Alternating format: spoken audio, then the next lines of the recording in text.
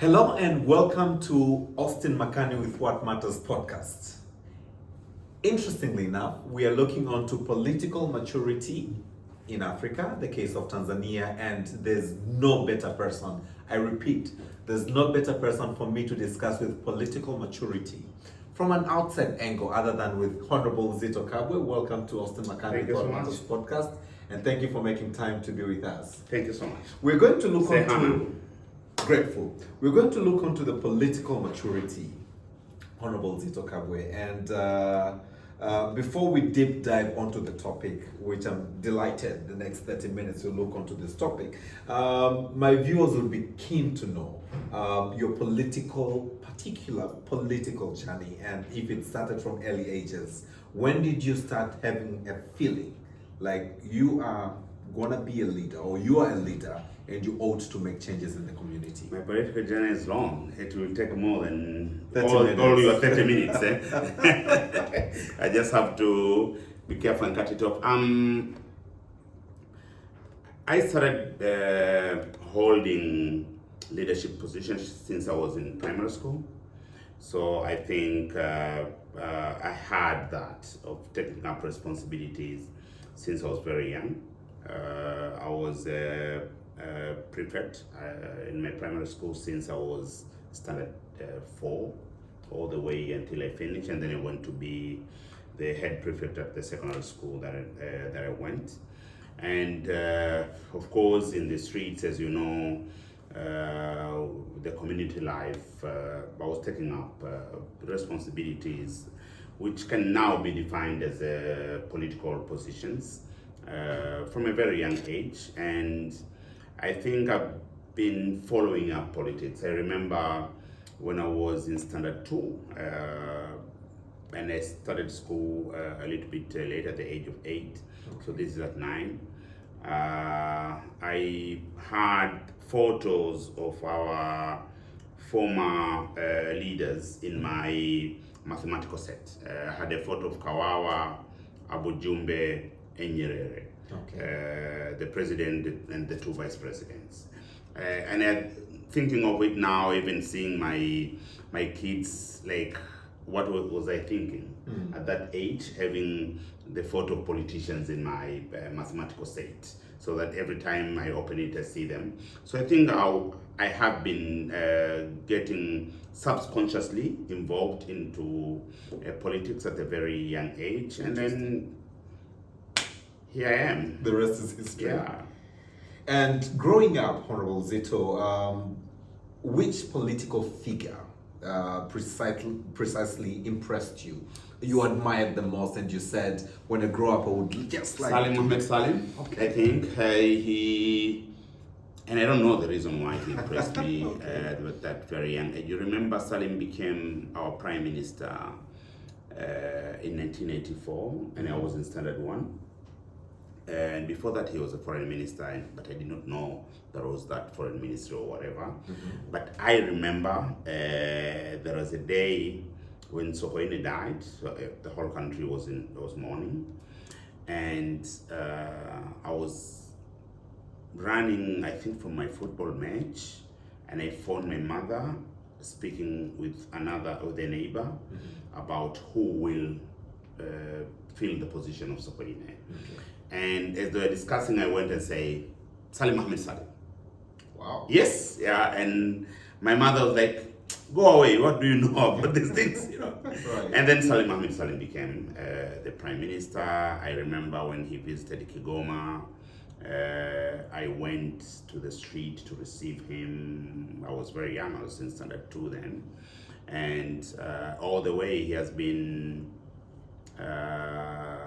defining on how I see politics, how I see diplomacy, how I see leadership, the ethical nature, his way of doing things, his diplomatic skills. And very interestingly, I spoke about this one day when we were honoring Dr. Salim, that in my first trip outside Tanzania, I went to Ghana. Mm-hmm. And this was year 2000, I think. Yeah. And I passed through Ethiopia. Mm-hmm. because I went via Ethiopian Airlines. Right. So at the Bole International Airport, I was like, Salim is here. Salim is the Secretary General of OAU then, still OAU. So I want to talk to him. So I went to the telephone booth and put the coins and called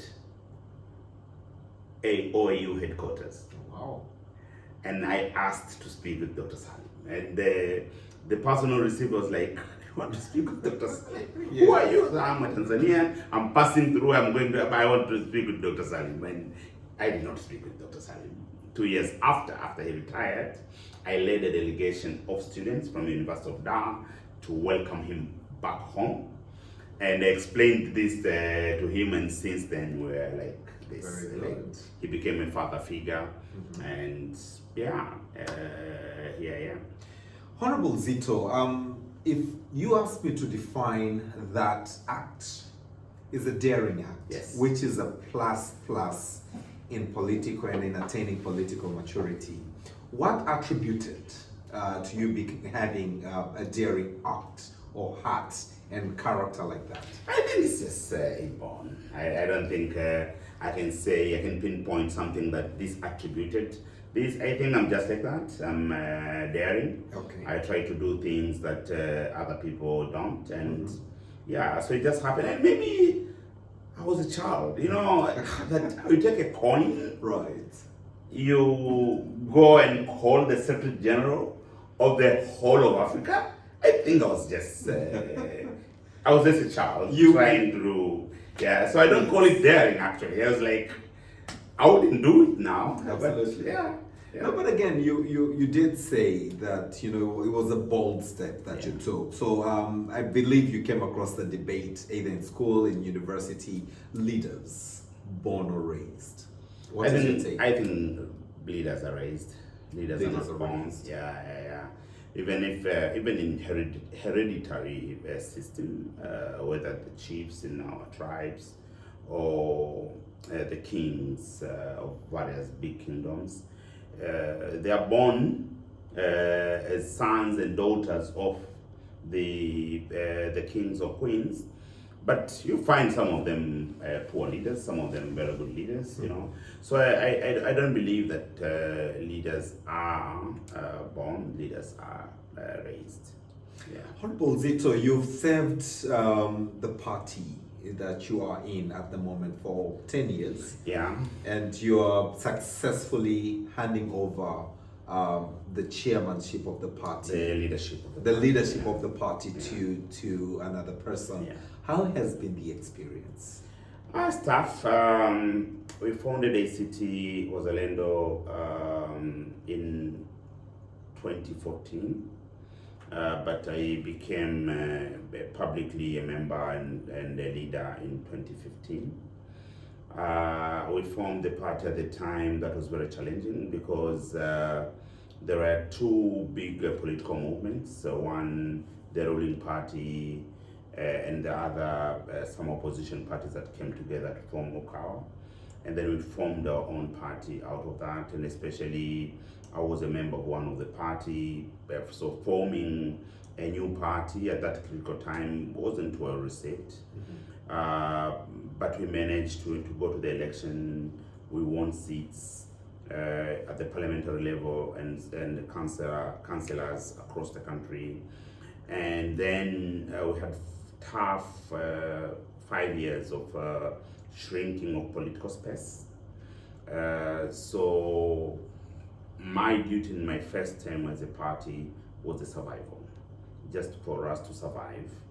And a lot of members were leaving, joining the ruling party.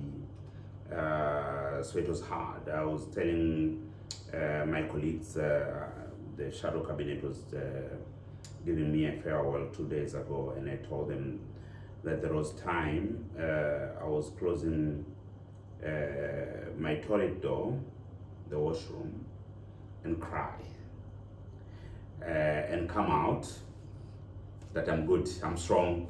But it was tough. It was really, really tough.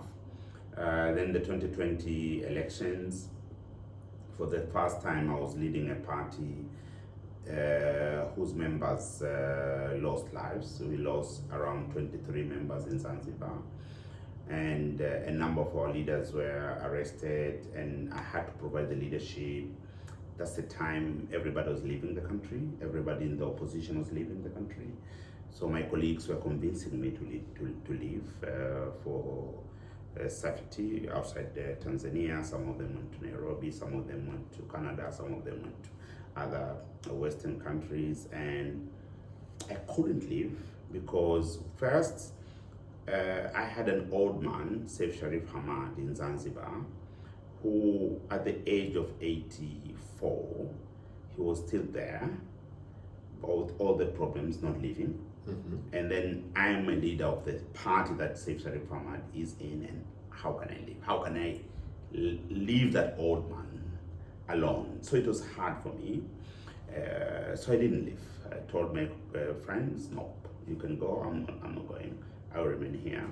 I will find a way of reinventing the politics that we want to do from within the country and going outside the country. Right. So then 2021, then 2022, political space started to open up again, party rebuilding started, and now we are there. We have rebuilt the party across the country in all constituencies, and we're doing our democratic elections, handing over to the new leader. So it has been tough, but also that thing you feel bittersweet.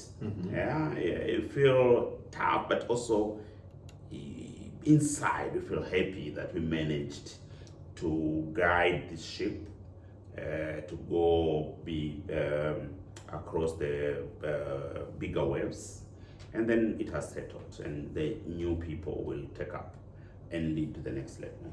Excellent. Do you think, in your opinion, and this is the topic for this podcast, that Africa, looking onto Tanzania, has attained political maturity? Some African countries, yes. Ghana has, Zambia has, Malawi has, Kenya has. You can see, you saw the photos today, President Ruto and Prime Minister Raila Odinga and President Museveni together discussing about Raila going to be the chair of the African Union. And Raila was an opponent to President Ruto just a few months ago, maybe a year or so ago, 2022, I think. So you can see that we have reached the level that the leader of the opposition in a country is supported by its own country, his own country, to be the chair of the African Union, the head of all the African countries, you know. So there are countries, and I've seen that you use the term political maturity. I also saw the Chanzo online publication calling also the political maturity. But that day when we were doing the book review, I called it democratic maturity. Democratic maturity. The level where parties can change power without any problems. Okay. That you go to the elections, one wins, another call and congratulate, will meet to the next election. Democratic maturity. Democratic maturity. And that level is psychological. That when people see that we can vote in and out a political party, they feel the power. So the political leaders, us, will make sure when we have this power, we use the power properly, because the people have the capacity to remove you, as they removed the others. And it has happened in Zambia 4 times. It has happened in Ghana, the extent just like that. It has happened in Malawi 3 times. It has happened in Kenya since 2002 when Kibaki came to power. But it hasn't yet happened in Tanzania. We saw a little bit of it in Zanzibar in 2015, but the transfer of power did not happen. Had it happened in Zanzibar, I think the message out would have been very big to the country. But I hope one day it will happen.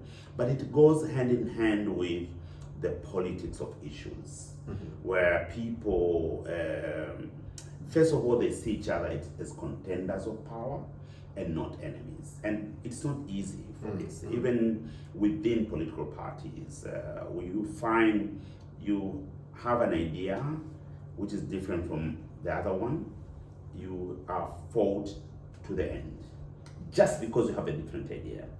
It's the same for the country. You have a different political party, you are fought to the end. And I think this is not something that we have to inherit. We have to pass on to the next generation of Tanzanians. Right. I think we need to work so hard. It is our responsibility to change the way we do politics and transfer a different political culture to the new generation, where we can be in two different parties. We see each other as contenders of power. I want power, you want power. I win, I let you govern. I'll come to challenge you again. I will criticize you, the issues, the policies, and offer alternatives. And we're not there yet. In a number of African countries, they have minority, but in the majority, it's not yet. I think that is broad, and I'm happy that you've put the perspective of democratic vis-a-vis political maturity. Yeah.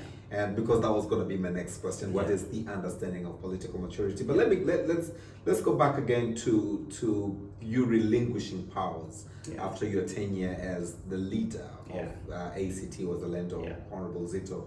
Part of what we learn as the definition of leadership is actually being able to groom other people who come after you, so that by the time you leave, there's a continuity. And this is also part of what featured in our discussion recently, that there's no continuity between powers. As you relinquish, as you leave leadership, did you have in mind that you needed to prepare people who would come after you, and how did you do that? We needed to prepare, and I use the term we, because our party has taken the model, the leadership model, like the Chinese Communist Party. The Chinese Communist Party, there is no one leader. It's a presidium. It's a leadership college. It's a collegiate. They call it Standing Committee of the Politburo. We call it the Steering Committee of the party. It's the Kamati ya Uongozi in Swahili. So Kamati ya Uongozi in our party has 9 people. Okay. And we discuss these things, and from the start we know that a number of people will be out and new people will be in. And we have a pool of members with different responsibilities, and we give them more responsibilities and let among themselves compete. And whoever is receive the legitimacy of the whole party through the party congress, the National Delegate Conference of around 1,000 people, who will be meeting in Dar on the 5th and 6th of March this year, then they will elect one of them. So we don't come and say Austin will be in this position. No, we say Austin and Safe and Peter, one of them, if any of them becomes the leader of the party, we are good. So we groom all of them. Okay. And then they go and compete amongst themselves. There are people, for example, when I was, I'm still a leader. During my term, according to our constitution, if I'm out of the country or if I'm taking a leave, I have to give the leadership position to another member of the Central Committee to act. And I was changing it to different people. And in my mind, these people, amongst them, one of them can be the leader of the party. And almost all of them have taken the forms, except one. Yeah, so we will have a new party steering committee, Kamati ya Uongozi, which have huge experience because they have tested the leadership. Yeah. Interesting. In the notion of democracy and political maturity, which is the context of this podcast, Honorable Zitto Kabwe, I beg to understand. Every time, and you and me are media savvy, so we follow media through very well. Every time there's a statement by an, I really don't like to use the word opposition party. I would like to use political party, other than the ruling party, is a negative statement. Hardly you have a political party commenting or complimenting or giving credits to the ruling party of anything that they do. No, we do. The issue is there are Yes. so many things to oppose than to compliment. Is that so? Yeah. But we do. Especially for us, I don't shun away from. When was the last remark you gave to the government? I can't As a remember. leader? I can't remember, but I have done so. I've done several times. For example, just recently, I think in November, when the government presented bills, 3 reform bills to Parliament, Right. I congratulated the move because it was a step in the right direction. Of course, a lot of people criticized the bills. To me, it was not about the content in the first place. To me, it was about the gesture for reforms, because we hadn't received that kind of thing for like a decade, or some of the reform process ended without being finalized, like the new constitution or something. But you're right, generally, most of the statements coming out of the parties which are not in government are critiques. But it's because the governing party has so many people to congratulate.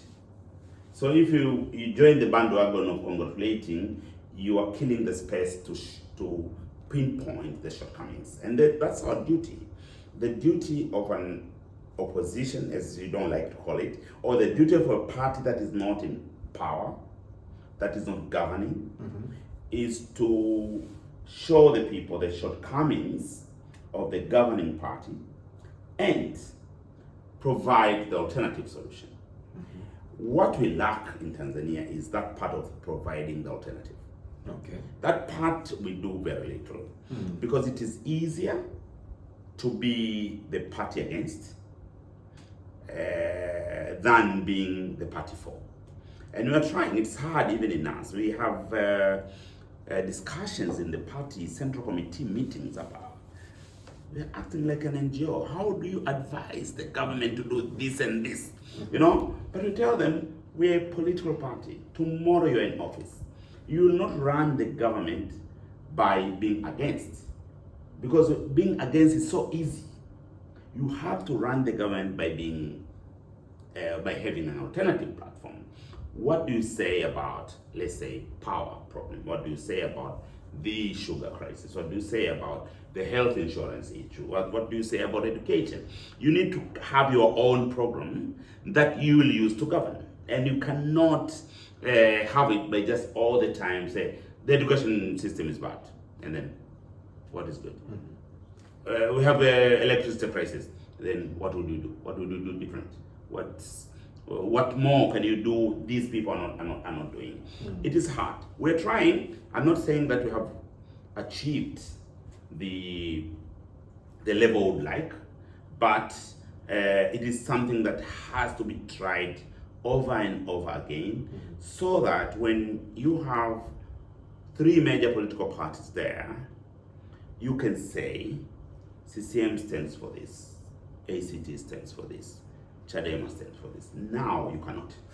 Political parties, Honorable Zitto, and I stand to be corrected, ideologies. Yeah.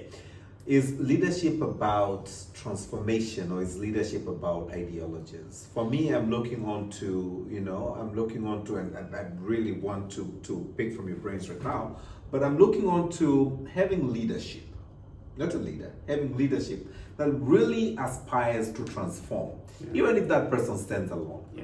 And we've had many examples across the world whereby one person just does transformative changes in their society. Yeah. Do we need many political parties, or do we need a system that allows transformation? It's about the value system. Ideology is a set of values. When you say our party is a center-right party. It means you are for business, you are for market economy, you are for individual rights. You know, when you say you are a party that is left or center-left party, it means you are for social, the inclusivity, the social justice is more important to you, the community rights is more important to you, the removal of inequality in the country is more important to you. That's what we call socialists and capitalists. But in the middle, you have liberals who care for social rights, care for individual rights as well, and community rights as well. But the market economy is a market that cares. The market that is regulated in such a way that the downtrodden, the underprivileged also will have the right to participate in the economy, what we call the inclusive economy. So these are just set of principles, that these are the values that we follow. But when it comes to the execution of the programs, the development programs and everything, the vision, how you manage the economy, then these values helps you to reach the vision that you want. I don't think there is any political party that aims to take power, which is the basic objective of any political party, in order to bring people to destitution. Every political party will tell you, we want to move people to a more developed society or more developed country. So yes, individuals can, but in a dictatorial way. But as you know, we are told by our elders, if you want to run fast, run alone. If you want to go fast, go alone. If you want to go far, go with others. So even if there is an individual who is stronger, progressive, transformative, definitely he or she will need a team and move with the team. I think the most important thing is the vision, and political parties provide that vision. Political parties I think is a system very old that needs to be challenged as well, that needs to be refueled all the time in order to make sure that it goes with time. Ideas, because now things are changing. It's like the whole world has accepted a free market economy, right, that things have to be freely bought and sold. Now we have all these even the online transactions and everything, which were not present during the 19th, 20th century. But if you just let the invisible hands control, there are people who will be left out. So that's where the state comes in order to put policies that will uplift the lives of the people. I am for transformational leadership that really transform the lives of people and change their living standards from the present to from the living standard that is not better to the better one. You are watching Austin Makani with What Matters podcast, and with me today is Honorable Zitto Kabwe, and we're looking onto political maturity, the case of Tanzania, and I'm delighted yet again, forever grateful to have the opportunity to talk with Honorable Zitto because of the wisdom and the knowledge, and this is why we have the symbol of wisdom with us on this podcast. That or the gray hair, one or the other. Honorable Zitto, there's the notion in politics of what they call a system. I call it a notion because I'm yet to prove that, whereby they say if you belong to certain traits, as they say, birds of the same feathers flock together, then the system either would accept you or reject you. So it kind of sounds like the caste system in India, or it kind of sounds like, you have to belong to belong. Okay, you have to belong to belong. Is this a myth or it's true? I think it's both, Austin, because You might say no, there is no system, but you can see things happening because the system exists. You can touch it. And I think, and that's what we call the deep state. And it exists everywhere. In every single country, there is that feeling that someone, even if he or she wins an election, the system will not allow. Or even if somebody is as smart as like whoever you can give as an example, the system will not let him or her move forward. So there are you feel it when things happen, so you believe that it exists. Mm-hmm. But at the same time, I like, what is the system? It's just a myth, or people benefiting from that myth, and the terms being created like the deep state and everything. So my answer to you is, let's have it as both. It exists and it is a myth. It exists because we see things happening without seeing them, but it's a myth as well because we don't see it. Right. Honorable, I'm coming towards the end of this podcast, and I remain truly grateful for your time. As you relinquish, as you move on, leaving the powers to the next leader, how would you like to be remembered? That I was able to join hands with my colleagues and establish this movement called ACT Wazalendo. It started in a very gradual way, but it grew and grew. And from 7th of March, I'll be looking back and say that I have contributed to the growth of democracy in our country. The journey was not easy, but it was necessary. It was very, very necessary. I participated in a number of interventions that have made this country remain stable through my political participation. The last election was so hard, especially in Zanzibar, but we managed to form a government of national unity and stabilize Zanzibar. I'm not satisfied 100%, but at least I can say, yeah, we have done it. During my time as a leader, our party chairman passed away, and we managed to have a very smooth transition. Things that a lot of people were like, they'll not be able, they'll fight amongst each other, they'll not be able to manage this transition, but we managed to have that transition and change of leadership. So to me, I'm very humbled to say a mere survival of ACT Wazalendo is something that I'm proud about, and that could be the legacy I'm talking about. Excellent.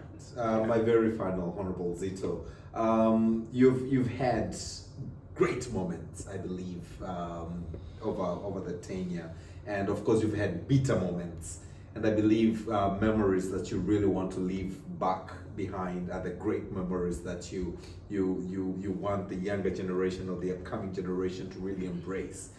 Looking onto the 26 years of Madiba in prison, and all he comes out and says, peace, love each other, embrace each other, work together, etc. What is this one thing that you really brace yourself to, and you want people to learn from you as a legacy that you want to leave behind? Resilience. Resilience, because I think there is no single politician in this country to whom a number of political obituaries have been written about than me. I don't think there is anyone else. Wow.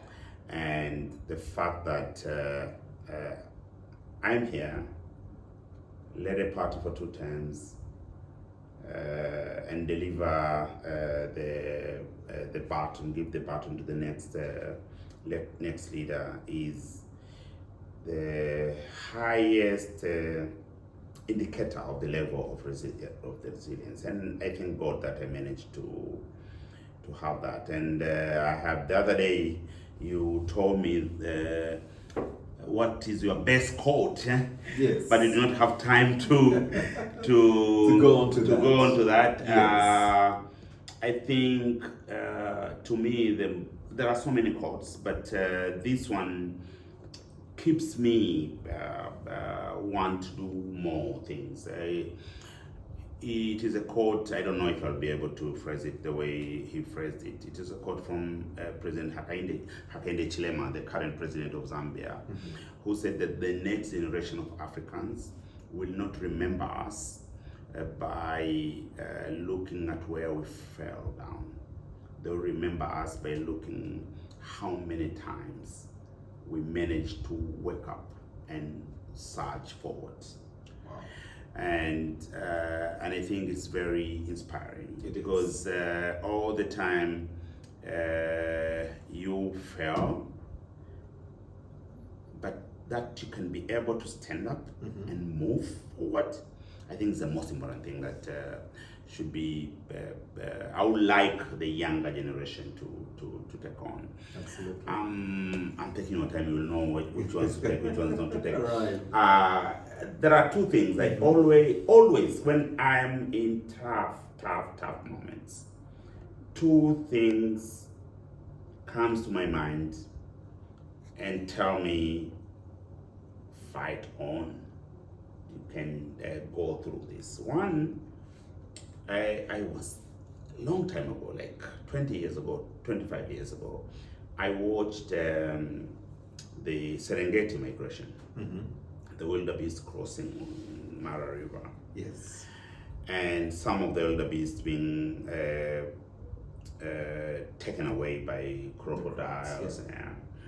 And there was one wildebeest, the crocodile snatched the leg, and it fought. It was drawn to water, but stood up again and fought. And the crocodile got tired, let it go. And that photo, that movement from the video of the wildebeest's heart in its legs, but walking, always come to my mind. And the other one is the Istanbul 2005, Liverpool. They're down 3-0, and the captain, Steven Gerrard, kept inspiring the squad that we're going to have this week. We were 3-0, can you imagine? And then 3-1, 3-2, 3-3, penalties, we won. And these are the things that all the time, these two things all the time. I think I'll write much about it, how they have affected me psychologically. I would not ask you what team you support. Liverpool. You've said.